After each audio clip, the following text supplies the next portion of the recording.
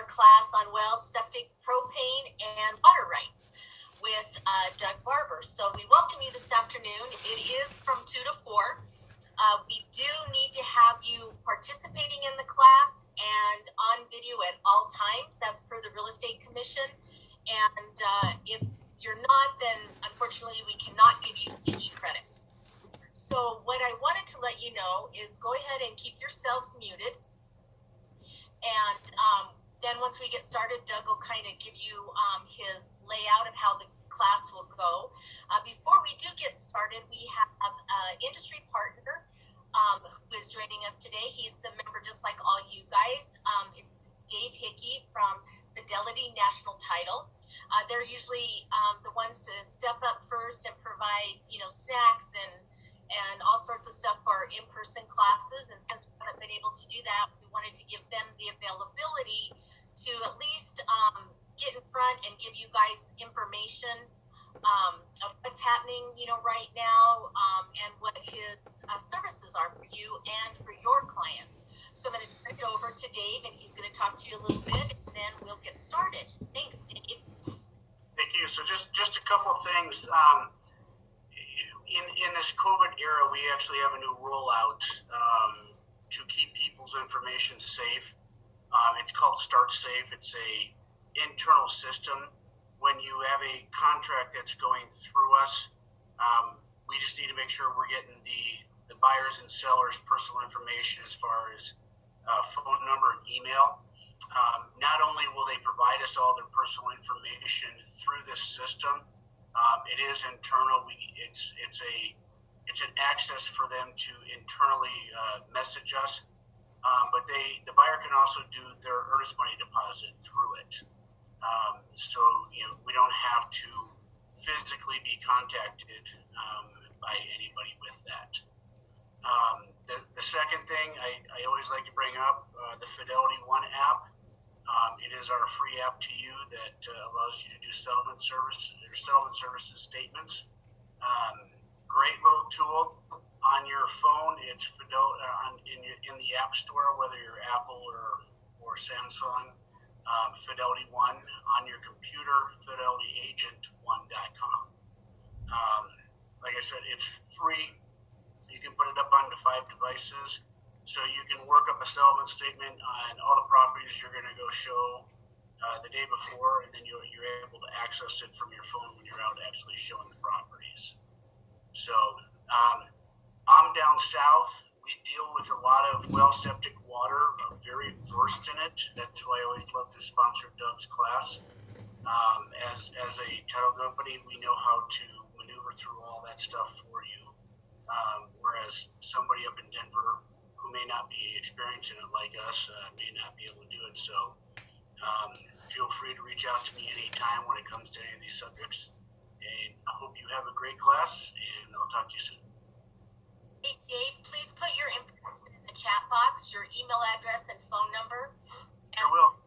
Okay, everybody, you'll have that information. You can grab that. Yeah, I think we'll get started. It is a large class, so we're excited about that. Doug's classes usually do sell out. He's got great information for you guys. It's very pertinent to the real estate industry, and we're really glad to have him. So with that being said, the biggest thing, please remember, we do monitor the whole time.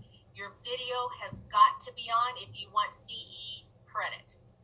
So, Doug, they're all yours. All right. So this is a full 2 hours, so I won't have time to remind people to put your cameras on, so I'm going to rely on Kim for that.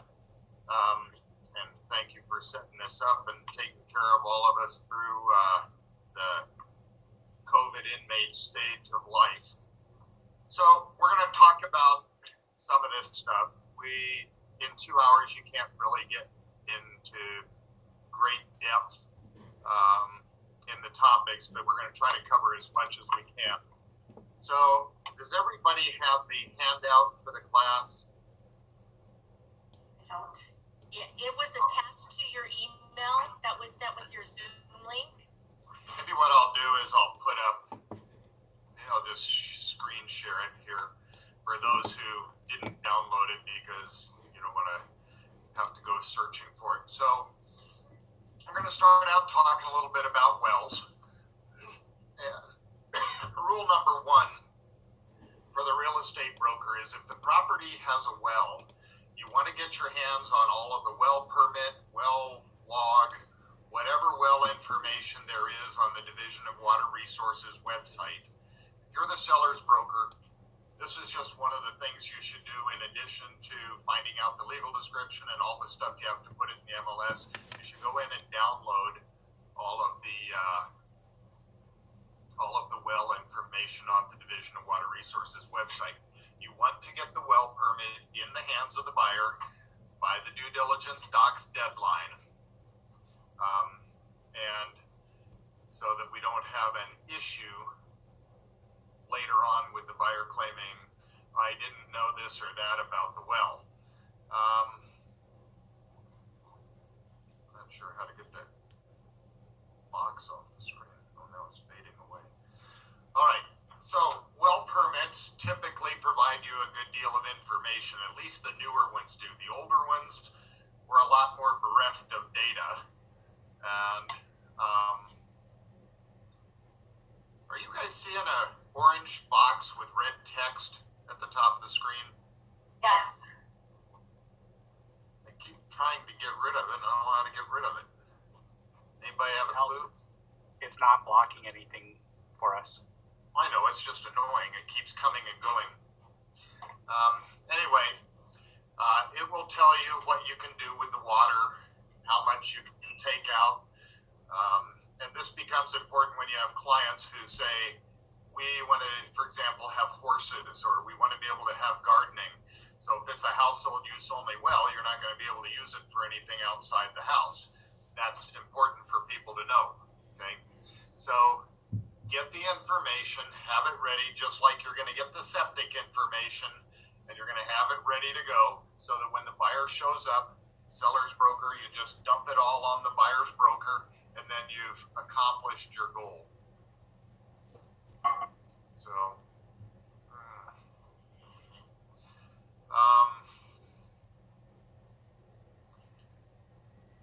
keep in mind that well permits weren't required until 1972.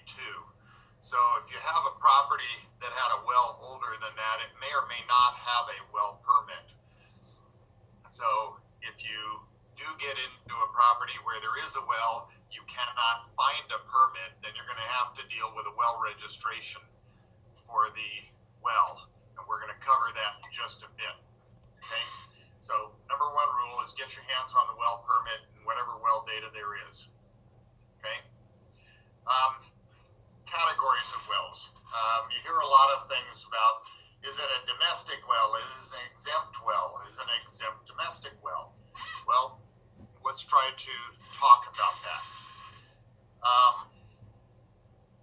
There are all kinds of wells. There are domestic wells, which are wells allowed to be used for domestic purposes, typically inside up to 1 to 3 single family dwellings. If you have a full, what we call a statutory exempt domestic well, it would probably say that you can serve up to 3 single family dwellings, irrigation of up to an acre of lawn and garden, and watering of owners' non-commercial domestic animals. However, there are plenty of domestic well permits out there that are limited domestics, where you have maybe you can use household uses inside a single family dwelling, watering of 2 or 3 horses, and irrigation of 5,000 square feet of lawn and garden. So you cannot assume what kind of well permit you have or can get. They can vary even inside a given subdivision in some cases. There's an older subdivision in northern El Paso County up by the Douglas County line where the well permits were typically originally being issued as full domestic permits. And then Senate Bill 35 happened, and then they started issuing only household use only well permits. But if you go up there, you you might find a household use only permit on a lot right next to one that has a domestic permit, full domestic, which are both exempt. And then on the next lot over, they have a non-exempt well because somebody decreed the groundwater under their lot. So don't guess, do your research, get the deal. A lot of anything related to water is generally going to be site specific. So don't make assumptions about what you can do with the wells. So we have various categories of wells. If you see a -F well permit where the number goes 1, 2, 3, 4, 5 -F, that will tell you it is a non-exempt well. Means that it is not exempt from administration under the priority system in Colorado. Exempt well permits are a statutory creation by the legislature that said we're going to pretend that a certain category of wells don't injure senior water rights, and as long as you follow the rules on that well permit, the state's not going to come after you. However, it doesn't say that somebody who has senior water rights who thinks you're damaging them won't bring a complaint against you if they believe that you are. So I'll talk a little bit more about that when we discuss Senate Bill 35. So you'll see these extensions, these suffixes, and MH and -MH is a monitoring hole. If you ever see a MH well permit on your property that you're looking at, you should ask the question, who's monitoring that well, and what are they looking for? Are they looking for some sort of chemical plume because there was a hazardous waste spill? You'll see them sometimes around gas stations and things like that where they're checking to see if there's any fugitive hydrocarbons leaking out of an underground storage tank. But monitoring holes are strictly that. Somebody's going to come periodically and drop a machine down the hole and check it. Where I used to live, we had a dam with a reservoir. They had a bunch of monitoring wells in the dam, and they'd go and check those monitoring wells to make sure the water is staying in the pond and not working its way through from the reservoir, weakening the dam. So you probably want to know what that is. -VE means that somebody had an emergency drill and they called in and got an emergency permit. They don't do those now. A geothermal well, if you ever get a house that has geothermal heating system in the house, those geothermal wells are drilled pursuant to well permits, and those well permits have to be transferred from the seller to the buyer, just like a water well permit does. So just keep that in mind if you run into a geothermal system in a house. AB is an abandoned well, G is a geothermal well. You might find some of these down, for example, in the Penrose area because there's a lot of hot springs wells down there.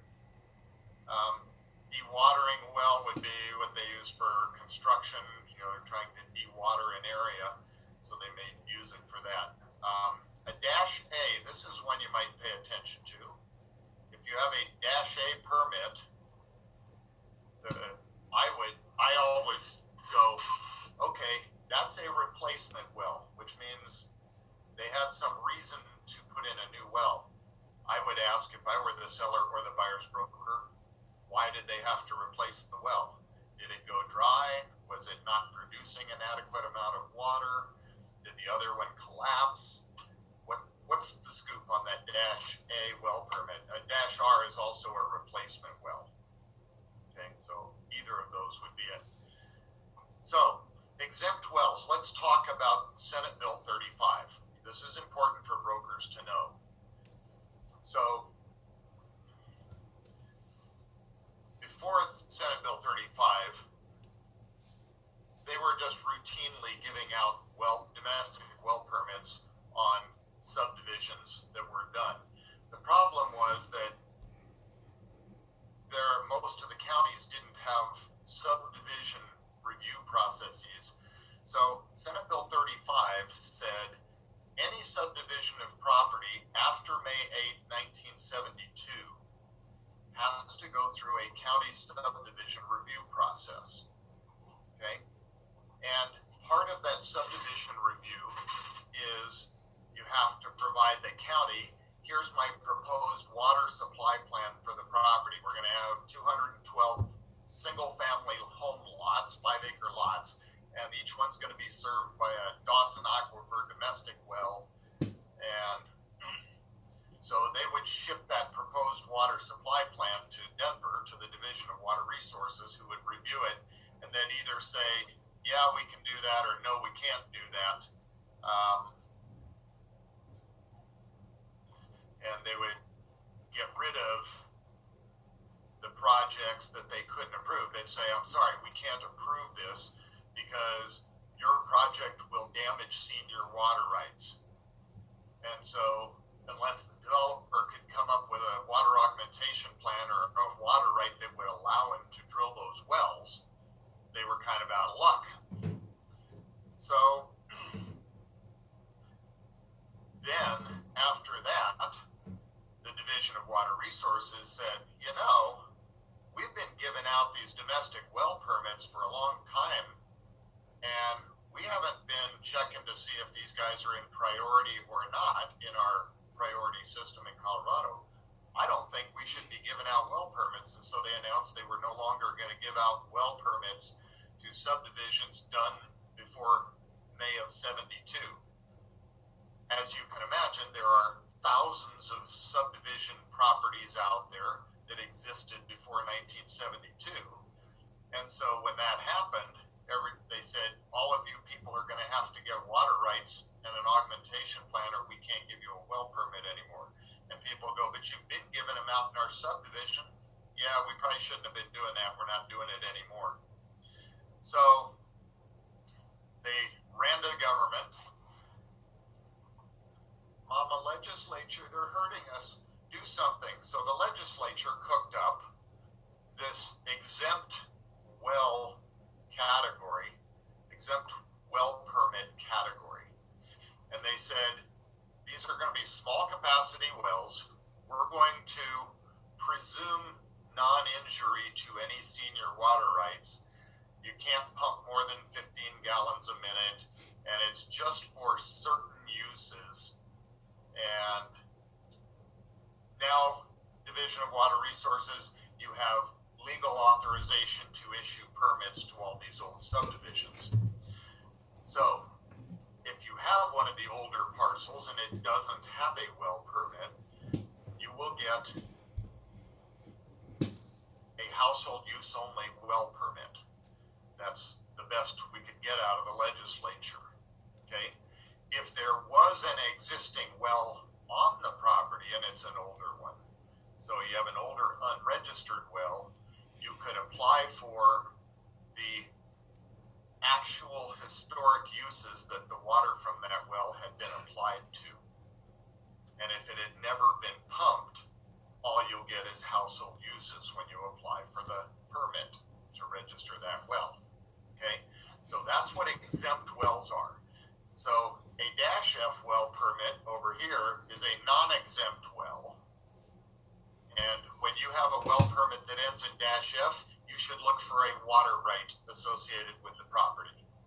So subdivisions that are approved pursuant to a water decree and a water augmentation plan will all have -F permits in them. If you're in a subdivision and you see that, I would also look for a homeowner association, because those water augmentation plans have to be administered for like 300 years as part of the water court decree. And homeowners associations are typically the perpetual entity that developers create to administer the aug plan for that community. So watch for a water right, watch for a homeowner association. You don't always have a homeowner association, but there's a good chance you'll find one. Okay? So exempt well permits do not involve water rights. So if you have an exempt well, you're not looking for a water right. Okay? It doesn't mean there are not water rights decreed under the property. However, we're seeing a lot of people out in the eastern plains who are decreeing the groundwater under their property. Let's let's say I have 320 acres and I'm going to split it into 35-acre parcels. And I go, I want to have each parcel have an exempt domestic well. So I go to the water court and I say, here's how much water's under my property. I want you to decree it all to me, except I'm going to give up 1 acre foot of water for each of my lots. I'll accept a decree for less water than that, and you give my buyers 1 acre foot with an exempt well. So they deed an acre foot to the homeowners, or they just don't decree as much water as there is, and then each lot owner gets an exempt well, but the developer keeps all the groundwater under the property for himself. Okay, we're seeing a lot of that stuff. Okay, and a lot of times when you go into the Division of Water Resources website, pulling down well information, you may see correspondence files in there. You should print all those out too, because a lot of times the correspondence files will have that kind of information in them. Okay, exempt wells may or may not require a flow meter. Non-exempt wells will require a flow meter. So that's something that should be checked on the seller's property disclosure form. Okay, so that's a little bit of the difference between exempt and non-exempt wells. All right, so one of the things that I'm seeing routinely now in litigation against brokers, because I do litigation consulting in real estate cases, I'm seeing a complaint where I just got one this week, where the buyer is suing the buyer's agent for breach of contract, breach of his listing contract, for failure to advise him to get a structural engineer to look at the property. So it's failure to advise expert assistance, which is a duty under Section 5 of our listing contract. Statutory duty of a broker is to advise expert assistance on things we know something about, but is beyond our scope of expertise. I'm just here to suggest that when it comes to water rights, you should always advise a water attorney to your client, okay? Not because you don't know what you're doing, but because the real estate commission looks at it as that's probably a specialty area of the law that brokers aren't typically that knowledgeable about.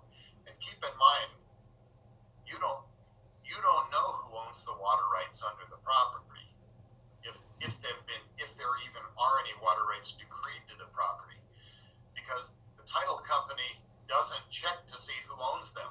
They don't care because they don't insure water rights. They also don't insure mineral rights.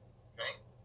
So if somebody says, well, do I own the water rights? Your answer should be, I don't know. You really need to talk to a water attorney if you want to pay them to abstract the water rights and give you an opinion as to whether you own them or not.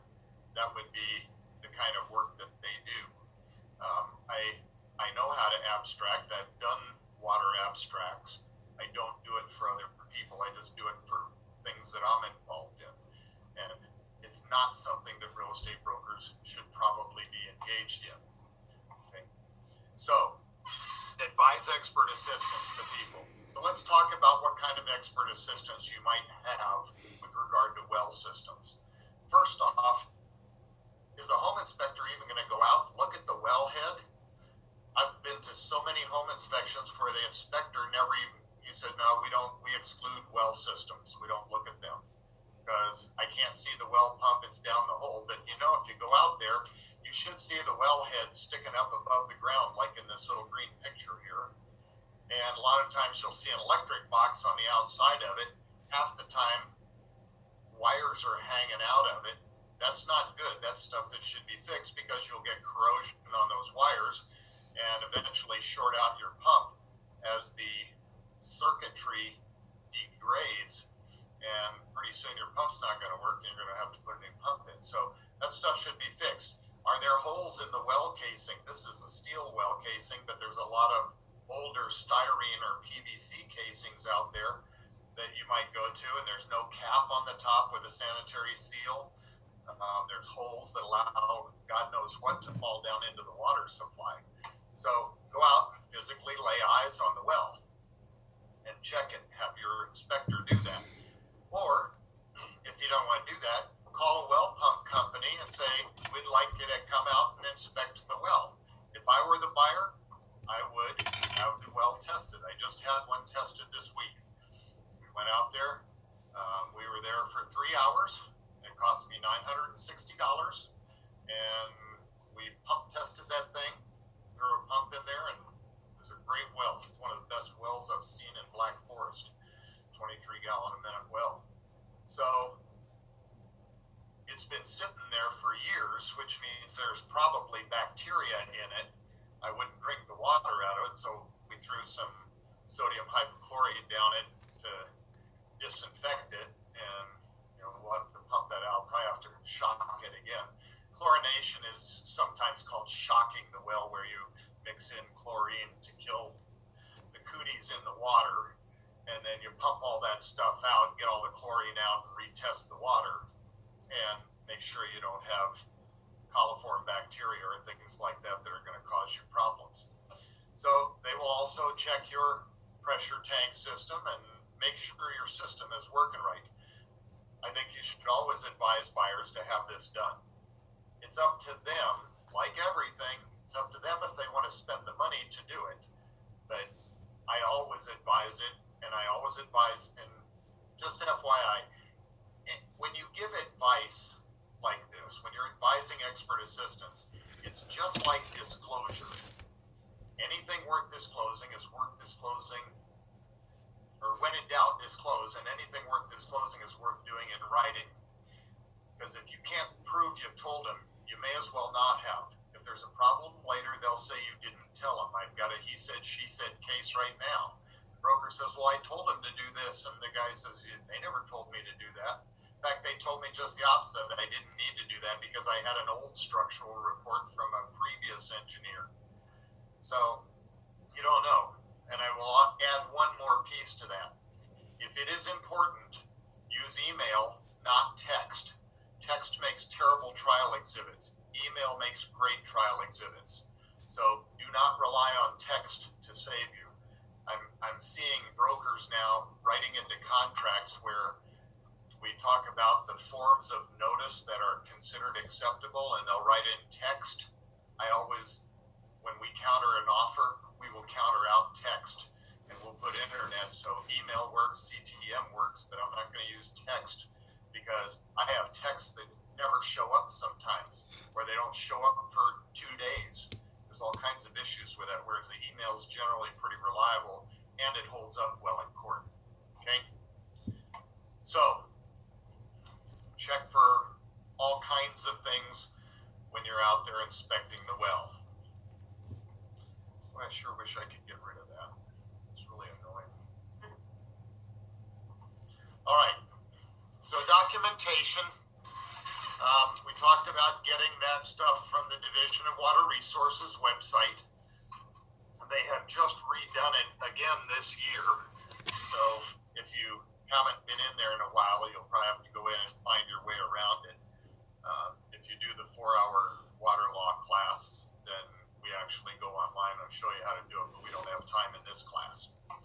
So I have seen a number of contracts that specify that the seller will provide this document, this listing firm's well checklist form, a completed one. It was in a lawyer-prepared addendum to contract. So they put this addendum together and they license it out to brokerage firms. And so the brokerage firm attaches it to the buy-sell agreement and makes it part of the contract. And one of the things it says is, in addition to all the other things it says, is seller will complete this form. This is a commission-approved form. It's not a mandatory form, but it's pretty good form for collecting data if you're the seller's broker. So if you're not willing to do that, or if the seller's not willing to fill that form out, then they'll probably need to counter that out of the offer. So read the offers carefully when you get to due diligence documents section or attached addenda. Okay, well registrations. So the law in Colorado is that if the well is unregistered, meaning there is no permit for it, then the buyer has 60 days after closing to register that well with the Division of Water Resources. I would tell you that if you represent the buyer, do not wait until after closing. Make it a contract contingency that the seller will register the well and provide a well permit to the buyer at closing, at or before closing. And here's why. The worst case scenario is the buyer closes on the property, goes in and files for the permit to register the well, and is denied based on it being an illegal subdivision. So let's go back to Senate Bill 35 again and talk about illegal subdivisions. So Senate Bill 35 said after May 872, any subdivision has to go through the county review process. A subdivision is defined as any division of parcel of land that results in one or more pieces less than 35 acres. This is where the so-called 35-acre rule came from. And I might add, if you go farther afield, you need to check the rules in other counties, because there are some who say, you know, in our county, the minimum subdivision size you can do is 60 acres. If you go below that, you have to go through our subdivision review process. But there's a lot of people who just chopped up their ranches into 35 acres because they didn't have to go through all the subdivision hoopla, and they could get an exempt domestic well for each 35-acre parcel. But if you had a 40-acre parcel, we had somebody at sales meeting one day, they're like, oh yeah, I just listed 35 acres up here. I'm like, I don't remember any 35s up there. I remember some 40s. He goes, yeah, the seller built his house on the corner of the 40 acres, and then he sold the house off earlier this year. Now he wants to sell the 35. And I said, what's the legal description? I don't know, it's like the northeast of the northwest, except for the west 330 of the north 660. So that's a aliquot description. If it had gone through a subdivision review process at a county, what kind of legal description would it come out with? Anybody? What do you get when you subdivide? It's no longer a meets and bounds or aliquot, it's a lot and block legal description. Feel free to participate. So, in this case, I said you pull the well permit for that house and you'll see that it was issued as the only well on a tract of 40 acres. So we looked at it, and sure enough, it was issued as an exempt domestic well on 40 acres. The problem is it's on the 5-acre parcel with the house, and the seller no longer owns it. That means the 35 and the 5 are both illegal because it created one or more parcels less than 35 without going through the subdivision process. So we had to inform the seller, you don't have a saleable property, because if you sell the 35, they will be denied a well permit and they'll be denied a building permit. So we don't want to have that happen. He wound up spending $40,000 to subdivide the 5 acres and the 35 acres. And he had to go back and pay the guy who bought his house to agree to a joint use well, creating a well easement to get the water line to the 35. So he kind of screwed the pooch on that one. So here's the caveat for brokers. If it